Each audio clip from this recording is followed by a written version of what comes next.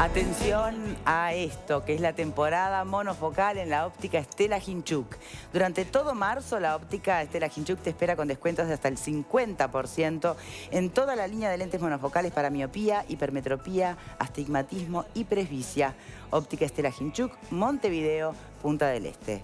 Entonces, al economista Iturralde, para arrancar, cuando se plantea que no fue necesario el aumento de tarifas porque las empresas, pensando por ejemplo ANCAP, fue superavitaria, ¿al lugar, no al lugar, por qué? No al lugar, a ver, tenemos una situación fiscal hipercrítica, ¿no? No solo de las empresas públicas, sino del Estado todo, de 5 puntos de déficit sobre producto, con una economía básicamente estancada y una trayectoria de deuda sobre producto que era baja y ha empezado a crecer. Y no es tanto preocupante el nivel, sino la trayectoria. O sea, si seguimos así, vamos a tener problemas graves. Hay que hacer algo con el tema fiscal. Creo que eso nadie lo discute. Pero entonces es como decir o aceptar que sí, las empresas, los entes son recaudadores. A eso iba Victoria. Claramente tenemos que construir una nueva gobernanza de empresas públicas, tenemos que regularlas de otra forma. Ahora, las empresas ahora son las que tenemos. Esta es la situación que tenemos, que empezó ni el 1 de marzo, que tenemos históricamente en Uruguay, y con eso hay que lidiar. Y hay que hacer lo importante y hay que lidiar con lo urgente. En el caso particular de ANCAP es donde ha habido, es verdad que la presidenta Jara ha hecho algunas mejoras y hay algunos resultados positivos, pero tenemos el precio del petróleo que tenemos, no deja de ser una empresa monopólica, y tenemos un dólar que ha subido mucho recientemente, hoy mismo subió significativamente, el petróleo que había bajado está subiendo. O sea, pensar y decir, bueno, no sé qué es lo que está pasando ahora, como decía el ministro Astori, que las empresas públicas también y no es necesario ajustar costos. No hubo ninguna reforma macro que permita que después de pasado 14 meses y con una inflación del 11,5% en 14 meses, uno puede decir, no es necesario ajustar nada, dejemos todo como está en esta coyuntura fiscal. Bien. Al lugar, lo que hizo Alfie de culminar a los directores de las empresas a que dieran números. Y bueno, ahí creo que ese es un poco el juego político. Uno hoy está revisando unos datos antes de venir para acá. A esta altura del partido, nunca en ningún gobierno están nombrados los directores nuevos de los entes. Ningún gobierno. En el 2005, cuando se murió el Frente Amplio, el 21 de marzo entraron los directores del Frente Amplio. Hasta el 21 de marzo hubo directores del gobierno colorado anterior. ¿Qué era la diferencia? Claro, que en ese periodo de tiempo, en esa ventana, no hubo que hacer un ajuste de tarifas. No tocaba el ajuste de tarifas. El ajuste de tarifas se habría hecho antes. Claro. El tema acá es que tenemos empresas que siguen lideradas por el partido que gobernaba hasta el sábado, pero que hay que hacer un ajuste que se debe haber hecho en enero. Entonces hay una mezcla ahí de juegos políticos que terminan en esto. Yo creo que sea cual sea la respuesta de los directores, con mejor información o con peor información, más o menos en el CED tenemos una estimación de que las tarifas se van a ajustar alrededor del 9%. Obviamente la OPP también tendrá sus fuentes, de los, como decía Alejandro, de los directores de oposición dentro de los directorios, de la propia OPP, del Ministerio de Economía y Finanzas, y construirán un ajuste de tarifas en base a sus estimaciones. Veremos qué contestan los directorios. Parece claro que varios no van a contestar la solicitud de Alfie, pero creo que esta misma semana vamos a tener un ajuste de tarifas con la información que haya. Ojalá sea la mejor posible. Bien, de decretarse el aumento de tarifas, ¿eso significa que empiezan a incumplirse promesas de campaña por parte del gobierno actual? Yo creo que no. Creo que nadie razonablemente puede esperar que las tarifas queden congeladas durante 5 años. Uruguay tiene una inflación que es la tercera más alta de Sudamérica. Solo nos ganan Venezuela y Argentina. O sea, las dos economías absolutamente enfermas y anormales son las únicas que tienen inflaciones por arriba de Uruguay en Sudamérica. Las otras 7 economías sudamericanas están por debajo. Con una economía que tiene una inflación del año pasado de casi 8,78, pensar que vamos a congelar las tarifas en términos nominales durante 5 años es un infantilismo. Ni siquiera el ministro Astori, ni siquiera ningún actor del Frente Amplio está diciendo, lo que dicen es, bueno, háganse cargo ustedes, esto les toca a ustedes. Pero si uno lee un poquito entre líneas, dicen, bueno, hay que ajustar, ajusten, dale, ahora te toca a ti. Bien. ¿Por qué, por ejemplo, en el caso de la nafta, ¿no?, de ANCAP, está el IMESI, que tiene su propia regulación, que ya sabemos es lo que supone su aumento, en qué número? ¿Se puede esperar o pensar en una regulación independiente de los costos de tarifas? Bueno, Creo que ahí, Victoria, das en el clavo de lo que tendríamos que discutir pasado este episodio, que tenemos que discutir como reformas de largo plazo, la ley de urgente consideración, el borrador que se conoce de la ley de urgente consideración.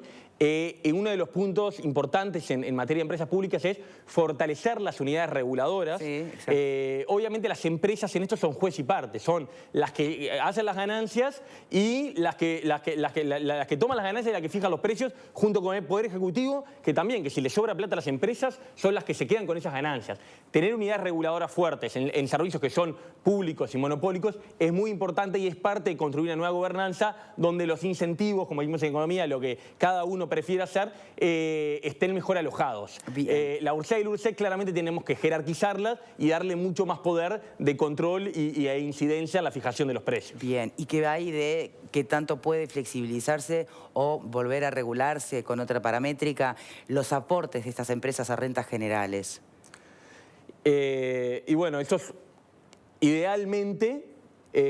tendríamos que construir una institucionalidad donde las empresas no sean parte del financiamiento del gasto corriente del Estado. ¿Pero eso es viable? Eso es viable, claro que es viable. Claramente no es fácil hacerlo en una coyuntura fiscal de tener un 5 puntos de déficit.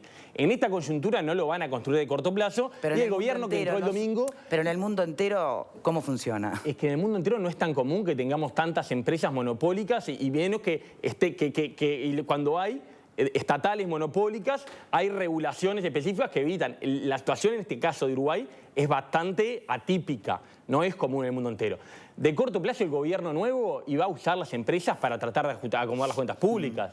El compromiso, lo que pusieron en el programa de gobierno, lo que pusieron en el acuerdo de la coalición para el balotaje, lo que dice incluso la ley de urgencia de borrador, es que la idea es ir cambiando esas lógicas, profesionalizando la gestión de las empresas públicas para evitar esto. E idealmente que en un mediano o largo plazo no sea una fuente de financiamiento del gasto corriente las tarifas, que aparte muchas veces es una forma de financiarse muy regresiva, porque la luz, por más de que tiene un sistema tarifario particular que intenta ser progresivo, la luz la consumen pobres y ricos por igual, e incluso, obviamente, el porcentaje del ingreso de un hogar pobre que paga luz es mucho mayor como porcentaje que en el caso de un hogar que tiene 100 o 200 mil pesos de ingreso, el porcentaje que pesa la luz. Es una forma no buena por ningún lado, porque distorsiona los costos de la economía, quiere decir, pagamos luz más cara, entonces las empresas toman decisiones económicas con energía combustible o eléctrica más cara, deciden producir menos, etcétera, etcétera, porque no es progresivo ni siquiera.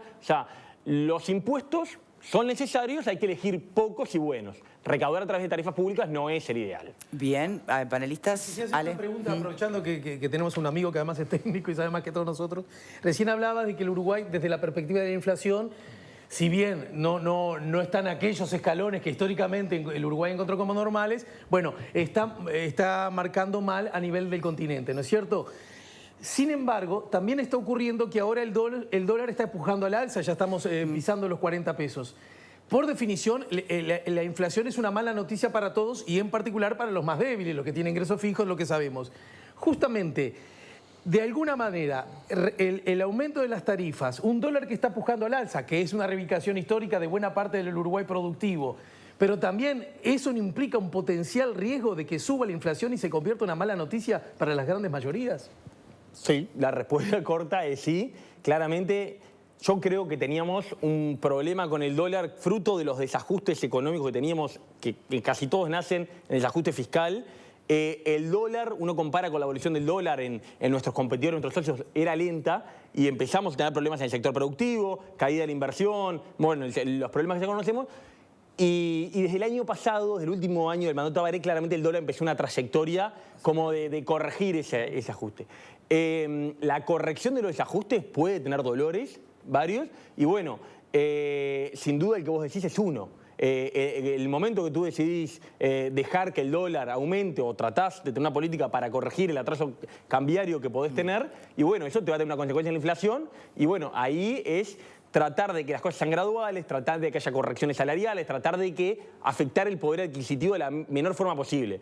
Ahora, cuando el ajuste no se hace, el gobierno, tenemos este tipo de desajustes, y el gobierno no diseña un plan para poner las cosas en orden, el ajuste lo hace el mercado. Y lo hace el mercado a través de mega devaluaciones como en Argentina, a través de hiperinflaciones como en Argentina y Venezuela, y ahí sí, ahí lo pagan siempre los más pobres, los trabajadores de peores ingresos. Entonces, el peor ajuste es el que hace el mercado de forma improvista.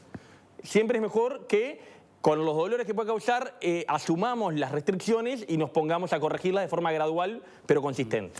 Al Uruguay ya le pasó, no a Argentina, ¿no? 82 y 2002 ya le pasó. Sin duda, Uruguay, son ¿no? lecciones que deberíamos aprender, lo del 82 y el 2002. Hay muchísimas lecciones, justamente también de atajar la moneda y tener atrasos cambiarios sistemáticos. Esa cosa que es muy buena de corto plazo, como fue en los 90, como fue a principios de los 80, del dólar muy barato, que cuando estalla esa bomba es muy problemático. Bien, de este lado, ¿alguna pregunta? Sí, Pepe. Le quería preguntar al economista, el 4.6% del déficit fiscal es una piedra grande en el zapato.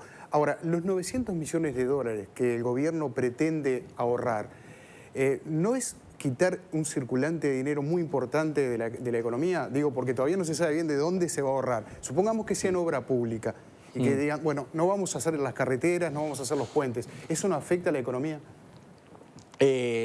La realidad es que hay que ver, todo depende de dónde saques, y hay gastos más superfluos, más ineficientes, que tienen mucho menor impacto en el circulante de la economía. Pero para no cuidar la respuesta, sí, puede tener consecuencias de corto plazo negativas sobre... del CED publicamos una columna que hacía énfasis en esto mismo que vos decís, PPD, el desafío que tiene el gobierno entre sus dos grandes propuestas económicas, que es la consolidación fiscal y la reactivación económica. Si bien en largo plazo nadie duda que no hay crecimiento sostenible sin consolidación, sin cuentas públicas en orden, en el corto plazo pueden ser contradictorias, como muy bien explicaba José.